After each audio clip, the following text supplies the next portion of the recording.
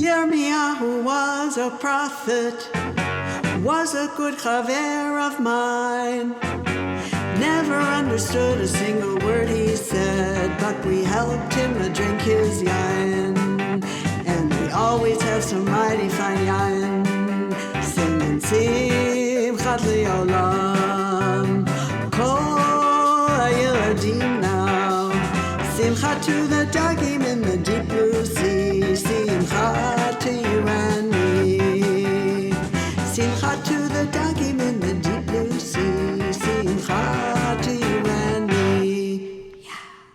Welcome to Haftarah Plethora, the video Zoomcast, where we might not bring joy to the world, but we do talk about prophets like Jeremiah, and this week, Zechariah. Hold on, was that a bullfrog in the opening? Yes, indeed. Our technical consultant, Norm Garr, is getting very creative with the opening. I guess we'll have to up our game to keep up with him and Diane. And if ever there was week to do so, this is it. It's the Shabbat of Hanukkah, and the Haftara this week gives you, Rick, plenty of opportunity to show off with 10 special trope appearing a total of 25 times in 21 verses of this week's Haftara. You're busy counting there. Yes, and one of the rarest of all, the Merchak Kafula. There's only 3 in all the prophets. We have one of those today. Well, you have to wait a minute or two. I'm Larry Herman, sipping some fine wine and talking Haftara with my very good friend, my very good chaver, the king of cantillation, Rick Muller. Thank you, and we've got a very special guest with us this week, our own Rabbi Adam Kligfeld. Welcome, Rabbi. Thank you. So good to be here. I am not sipping fine wine, but I am sipping some cinnamon tea. So that's nice. I hope Jeremiah would accept. I'm sure he would. Cinnamon tea is good. Anyways, welcome, Rabbi. I'm happy with water, by the way, but okay. Go ahead. Not only is it a pleasure to have you on the Haftarah Plethora again, but it's especially a welcome this week since Rick and I have a number of questions about some puzzling verses in this week's Haftarah. We had a bit of a back and forth. But before we get to those questions and Rick's take on the trope, let's just spend a minute or two talking about why we read this particular Haftarah on the first Shabbat of Hanukkah. This year, the first and only Shabbat. True. Some years we have 2 Shabbatot during Hanukkah, but we'll have to wait until 2026 for the next time that happens. Regardless, every year on the first or only Shabbat of Hanukkah, we read from the book of Zechariah. And there's a good reason for that. Zechariah was one of the 2 prophets who exhorted the people returned from their Babylonian exile to rebuild the temple. The other prophet is Haggai. However, the sages decided not to include any of the book of Haggai in the selection of Haftarah readings. Too bad for him. And both Zechariah and Haggai are also described briefly in the book of Ezra. But we also don't read from any of the Ketuvim as Haftarot, so we don't get to read from Ezra or other the prophets who are in the Ketuvim like Daniel, Nehemiah, or Job. Rabbi, why is that? Why don't we read any Ketuvim for Haftarot? Well, the question why we don't read anything from that section of the Bible for the Haftarot is really another way of asking the question is what is the Haftarah or why is a Haftarah, right? Because the central question is why it even exists and why, if it exists specifically with the Nevi'im.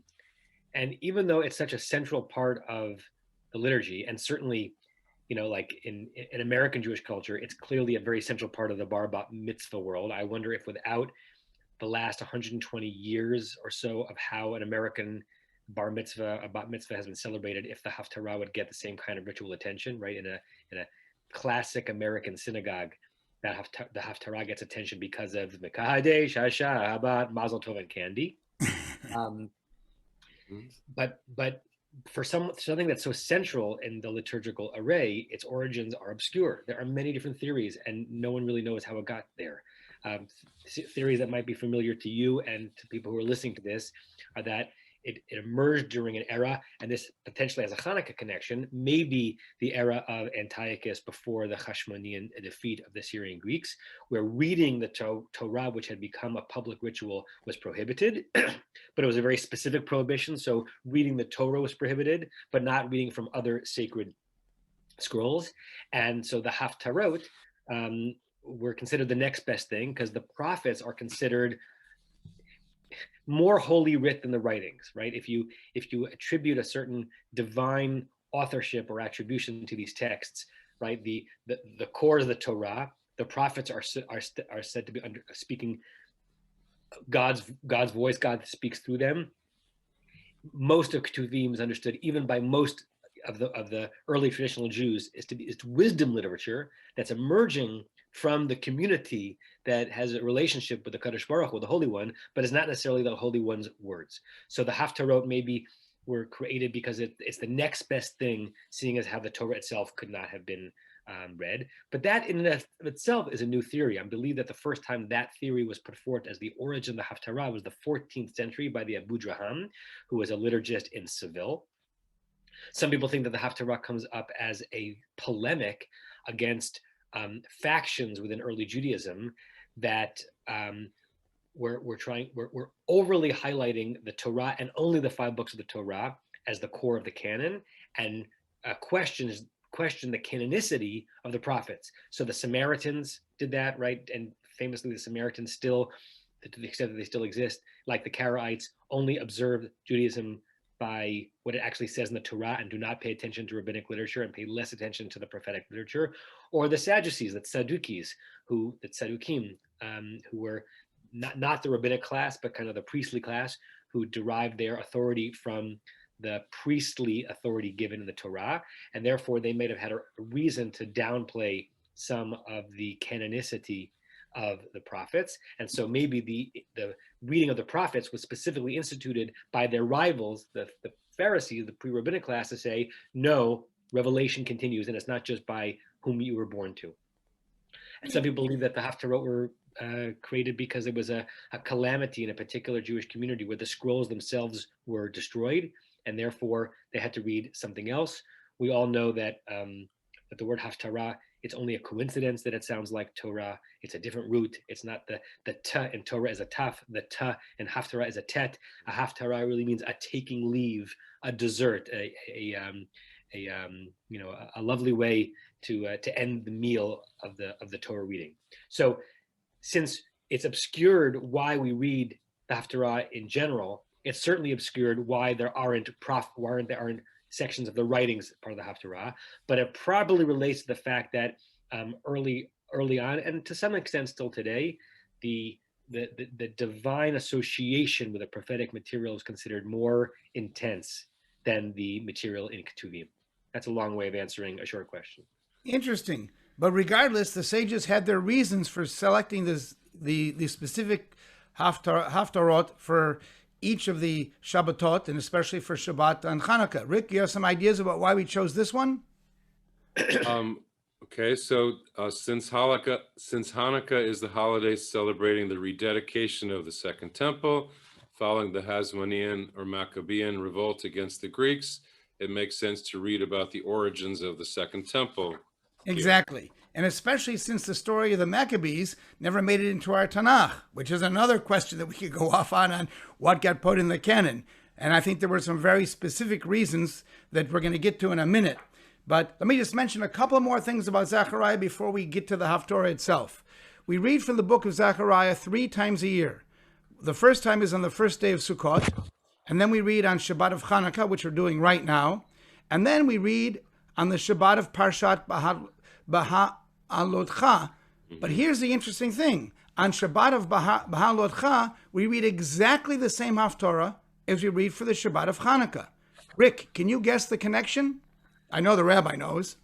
It couldn't be about the temple, since in the Torah there was no temple. No, there wasn't. But there was a Mishkan, and in the Mishkan we had something very important to the Hanukkah story and also included in this Haftarah. The menorah. The menorah, right. Not to be confused with the Chanukiah. But the menorah is described in Parshat Beha'alotcha, and it's an important part of chapter 4 of Zechariah. And don't forget that when the rabbis instituted the holiday of Hanukkah, they wanted to, at least in my opinion, de-emphasize the nationalistic and militaristic aspects of the holiday and promote the religious or ritual aspects. Thus, connecting the temple menorah to the Haftarah reading for the holiday allowed them to do just that. In fact, I have an idea that the 7 verses that we read from chapter 4 make exactly that point. Rabbi, do you have any thoughts about these connections? Yeah, it's interesting what you say about Zechariah appearing 3 times, but really only twice in our Haftara layout. I think there's a Beth Am family that had twins born about 1.5 years apart, and they each had the exact same Haftara because one of them had Bahalocha, one of them had one on Hanukkah. So different parts of the year, but that family only had to master one. Sorry, not twins, siblings only had to master one set of text. And yes, there are certain prophets, Haggai, and I think Nahum, if I'm not mistaken, is never mentioned in any of the Haftarot, No. which gives me an opportunity to do a plug for something that the law committee, the conservative movement, discussed, and that I actually was in favor of when I was on that committee. And right before COVID, believe it or not, we were beginning to roll out a Temple Beth Am, and that was the notion of a triennial layout for the Haftarot, noting that if you do a triennial reading of the Torah, but you do the standard Haftara, you might end up on certain Shabbatot reading more verses from prophets than you read from Torah, which seems totally odd. Plus, you might be reading the Haftara connected to a part of the Torah reading thematically that you didn't read because you may have read from the part of the triennial that is not the anchor for that particular Haftarah is being chosen. So the law committee of the conservative movement decided to kill several birds with one stone, to divide up some of the Haftarot into smaller sections, and so you're never reading more Haftarah than you are Torah, and to create new Haftarot, because why not, right? There's nothing that requires us to say that these verses from this prophet are the only things we can read on those days, because they're all considered associative connections to what we're reading that day. And I believe that the new triennial schedule for Haftarot includes Nahum and includes Haggai to finally bring them back into the liturgical realm, even though they were ignored thousands of years ago. What a great idea. Yeah, and we're on the precipice of instituting it, but specifically in Beitenu, where the triennial reading is always done, so that we never are reading more prophets than Torah. In terms of Zechariah itself for the Hanukkah Haftarah, it's interesting that you mentioned before that sometimes we have 2 Haftarot on Hanukkah, when Shabbat, the first and last day of Hanukkah are on a Shabbat. In some ways, it's that rarer Hanukkah Haftarah, the one that we're not going to get till, as you said, 2026, that is more of an obvious connection, because it's in that Haftarah from the Book of Kings that really talks in great detail and splendor about Solomon's temple, which is not the temple, obviously, that is desecrated and rededicated in the Hanukkah story, because that's already the second temple by then. But it's a more temple-focused Haftarah. Zechariah, I think you're right that the associations are the image of the menorah in the 4th chapter, and I think chapter 2 moves us a little bit in the direction that you were discussing, Larry, in terms of the rabbis making a conscious decision for how they were going to sell the Hanukkah story to their people and to their descendants, right? Are we going to celebrate these days in our history as a military triumph or a spiritual reawakening? Is it a throwing off of a military oppressor, or is it throwing off a secular society that your own Jews are being seduced into following more deeply? So I think that while we don't get to not by might and not by power until the end of the Haftarah in chapter 4, Yes. I like the verse 16 in the 2nd chapter. V'nachal Adonai et Yehuda, v'nachal Adonai et Yehuda chelko al admat hakodesh uvachar od b'Yerushalayim. That God will nachal, it's an interesting verb, will reacquire for God's self, will reclaim as an inheritance Judah, the territory of Judah in which the temple stands. Chelko al admat hakodesh, as a significant portion of the Holy Land, uvachar od b'Yerushalayim, and God will once more choose Jerusalem. So I understand this as Zachariah saying that it's possible for, and this connects to a Rashi class that you were both in about an hour ago, it's possible for the holy area of Judah and Jerusalem to be off of God's radar, either because of God's having not paying attention, or because the residents, the inhabitants of that area, not earning God's approbation because of their own sinfulness. And this is a moment where maybe as a linkage to the piety, I think the extreme piety, but the piety of the Chashmonaim, that God's relationship with Judah and Yerushalayim is going to be reattached, made sacred once again. God will place God's eyes upon Judah and Jerusalem, even though there had been a period of absence, which was evident during the rule of Antiochus. So I think there are definitely associations here with the rabbis trying to recast this story as one with spiritual and ritual underpinnings rather than purely a military victory. Yeah, so let me jump in here. So you said this is the moment. So the rarest trope of the day is a mircha kafula, and it's on the word this, on the word zeh in chapter 3, where this is the brand, this is the remnant plucked from the fire. And I'm aware of the time here, so we need to get singing it, I think. But that was the highlight to me of the Haftorahs, is this insignificant word can be very, very important. But I think we need to sing, no? I think so too. I think at some point we have to have the rabbi back to talk about why it is, as you've mentioned so many times, Rick, so many of the pyrotechnic trope seem to be on small, seemingly insignificant words. But I think we'll start. So we're going to start with the first 4 verses from the last 4 verses of chapter 2, verses 14 to 17. And they can be found, it can be found in your Eitz Chaim on page 1270. And Rick, why don't you start with the bracha? Baruch atah Adonai Eloheinu melech haolam, asher kitshanu b'mitzvotav v'tzivanu la'asok b'divrei Torah. Amen. Amen.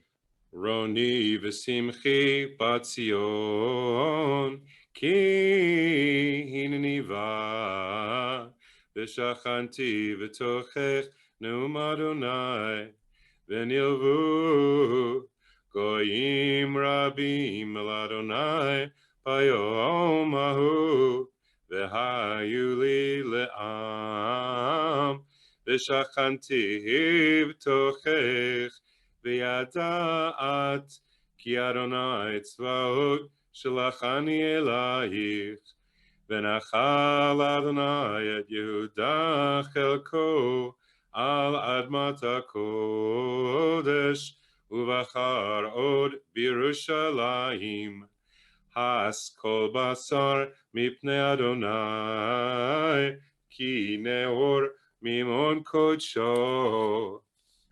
So that first chapter, the last verse of the first chapter, set the scene. The people have returned to Jerusalem, and as the rabbi said, this is going to be the spiritual home once again of the people.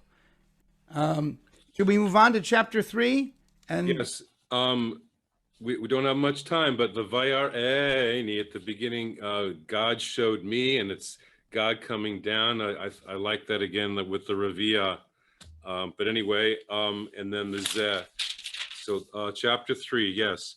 Vayar Eini et Yehoshua HaKohen HaGadol Omed Lifnei Malach Adonai V'Hasatan Omed al Yamino Lesitno Vayomer Adonai El Hasatan Yigar Adonai Becha Hasatan Vigar Adonai Becha Abocher Birushalayim Halo Zeh Ud Mutzamesh V'Yoshua, big character, Haya Lavush Begadim Soim Ve'omed Lifnei Hamalach Vaya'an Vayomer אלא עומדים לפניו לאמור, הסירו הבגדים הצועים מעליו, ויאמר אליו, ראה העברתי מעליך עוונך, ואלבש אותך מחלצות, ואומר ישימו צניף טהור על ראשו, וישימו הצניף הטהור על ראשו, וילבישוהו בגדים, ומלאך אדוני עומד, ויעד מלאך אדוני ביהושע לאמור, כה אמר אדוני צבאות, אם בדרכי תלך, ואם את משמרתי תשמור, וגם אתה תדין את ביתי, וגם תשמור חצרי, ונתתי לך מחלכים בין העומדים האלה, שמנה יהושע הכהן הגדול, אתה ורעך היושבים לפניך, כי אנשי מופת המה, כי הנני מביא את עבדי צמח, כי הנה האבן אשר נתתי לפני יהושע, על אבן אחת 7 עיניים, הנני מפתח פיתוחך, נאום אדוני צבאות, ומשתי את עוון הארץ ההיא ביום אחד, ביום ההוא, נאום אדוני צבאות, תקראו ישרעהו אל תחת גפן ואל תחת תאנה. Did I hear correctly that you lane the kfula basically as a double tavir? Yeah. Is that how you lane it in Torah also? Yeah. Really? Yeah, kefula. I've heard it other ways, but I like that because the kefula is double, so it's the natural partner for the dargah. So, I mean, it flows for me, but I've heard other ways to do it. How do you do it, Rabbi? Well, it's interesting. I've only learned it explicitly in Torah. Yeah. And the way I learned it in Torah is not a double kfula, but sort of a hill. That's what I heard also. Da da da. It goes up and down. Da da da da da da da da da da dum dum dum dum dum dum dum, which is not double anything. Which is so you're right. It doesn't match the meaning of the trope. Yeah. But that's how I learned it, and so I don't know that I ever explicitly learned how to do kfula and Haftara because it's so rare. Yeah. And there's 2 symbols, so I thought there should be 2 things. There's 2 merchas. Yeah. But yeah, thanks. And then there's normally not a 2 munachs in verse 7. The if is the big word there. If you walk in my paths gets its own munach separate. That's a rarity that you have 2 munachs in between mapach pashta and zakif katon. Are we okay on time? I just don't want to run out. So the next dream, Larry, you want to introduce the chapter 4? I do. Before we move to 4, I just want to mention, at least my view is that this chapter basically is the high priest Yeshua is standing in the dock, being accused by Satan, who is the accuser, and actually the messenger of God is basically saying, no, if you follow all the rituals, then you will be raised up, you will be, again, able to be the ritual or religious centerpiece of the nation, which I think is the message that the rabbis wanted when they chose this Haftarah.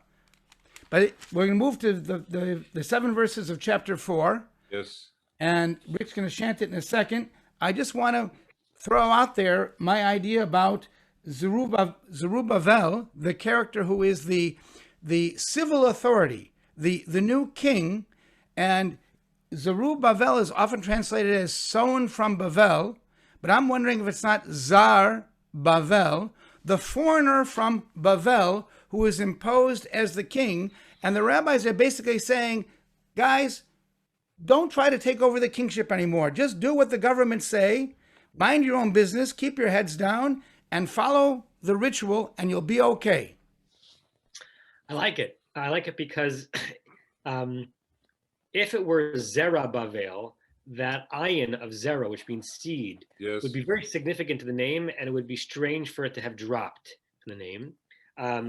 And Zar is so evocative given Zerubbabel's role in the story. I was also thinking, as you were talking, I'm almost certain this is not the case, but as we're playing with short words, Zer is also like a crown, like a crown of flowers. Tiara? A wreath. A wreath, kind of like yeah. a wreath. So I'm also trying to imagine him almost representing Babylonia, like he's Zar Bavel, and he's also he's cloaked in Zer Bavel, right? So that's what made me think about when you were talking about it from that perspective. All right, Rick, we're short on time, so you want to start chanting the verses from chapter 4. Yes, and here all the special trope around the conversations, the answering from the angel gets more intense. Yes, by the Rabbi? way, just where you know that word Chag lo sameach vezer lo poreach. May when you're wishing someone a happy birthday, may that person's birthday wreath flower. Vezer lo poreach. Very nice, very nice. Okay. Vayyeshev hamalach hadover bi vayireni keish asher yeor mishnato vayomer elai ma ata roeh vaomar ra'iti v'hinei menorat zahav kulah Begulach aroshach, Veshiva neroteha aleha, Shiva veshiva mutzakot, La nerot asher aroshach, Ushnaim zetim aleha, Echad mimin hagula, Ve'echad al smolach, Va'an va'omar el hamalach, Adover bi lemor ma'ele Adoni vaya'an hamalach Adover bi vayomer elai Halo yadata mahe ma'ele va'omar lo Adoni vaya'an Vayomer elai lemor ze dvar Adonai el Zerubbabel lemor lo v'chayil v'lo v'choach ki im baruchi amar Adonai tzvot mi'ata har hagadol lifnei Zerubbabel l'mishor Ve'otzi et ha'even harosha tshuot chen lach. Beautiful. Rabbi, I think we'll give you the final word here. You want to wrap it up? Oh, that's a lot of pressure. I'll wrap it up with something that is kind of prosaic and musical rather than content. I always have found, whether teaching or chanting this Haftarah, that it's a hard one to sing because the music of the end of the Haftarah is so gallant, but you have 3 monosyllabic words to do that in, right? And so it ends up being like truncated or syncopated when you want it to flow. Like you're used to sing it da da da da da da da da da da da da ya da da da, if that's the way ending. And here you have to put all that into chen la. So it's for such a like a triumphant haftarah. It's asking the laner to end it with musically interesting sounds, but on very short syllables. And I wonder if if there's a there might not be a there. There might not be a reason for that. It might just be that's where the rabbis decided the Haftarah should end, and whatever trope was on it was on it. But it's much easier to sing the end of that line to the end to a sof pasuk than to sof Haftarah, right? The difference between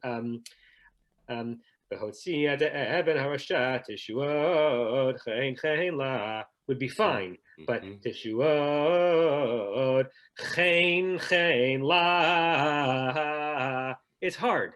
And I've whenever I've taught this Haftarah or learned it, I've thought about that.